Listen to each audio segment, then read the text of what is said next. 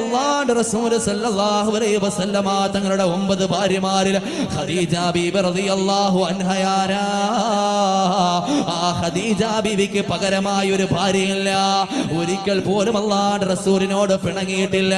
ഒരിക്കൽ പോലും അല്ലാഹുവിന്റെ റസൂലിനോട് അവിടുന്ന് കയർത്ത് പറഞ്ഞിട്ടില്ല. ഒരിക്കൽ പോലും അല്ലാഹുവിന്റെ റസൂലിന്റെ മുമ്പിൽ മുഖം ചുമച്ചിട്ടില്ല. എന്റെ പ്രിയപ്പെട്ടവരെ, ആരാണ് മഹദിയായ ഖദീജ?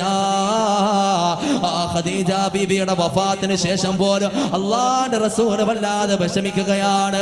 ഖദീജ ബീവിയുടെ ഓർമ്മ കൊണ്ട് ഹബീബായ തങ്ങളുടെ കണ്ണുകൾ അവിടുന്ന് നിറയുകയാ. അല്ലാഹുവിന്റെ റസൂൽ അവിടുന്ന് മഹദിയായ ഖദീജ ബീവിയുടെ ചാരത്ത് കടന്നു വന്നപ്പോ ആ സമയത്ത് മഹദിയായ ഖദീജ ബീവി പറഞ്ഞ വാക്കെന്താ? വല്ലാഹി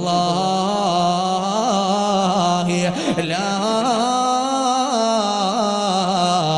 യുഖ്സികല്ലാഹു അബദാ. നബിയെ അങ്ങ് വിഷമിക്കണ്ട, നബിയെ അങ്ങ് പ്രയാസപ്പെടണ്ട. പടച്ചവൻ അങ്ങയെ ഒരിക്കലും അവിടെ നിന്ന് വിഷമിപ്പിക്കില്ല നബിയെ.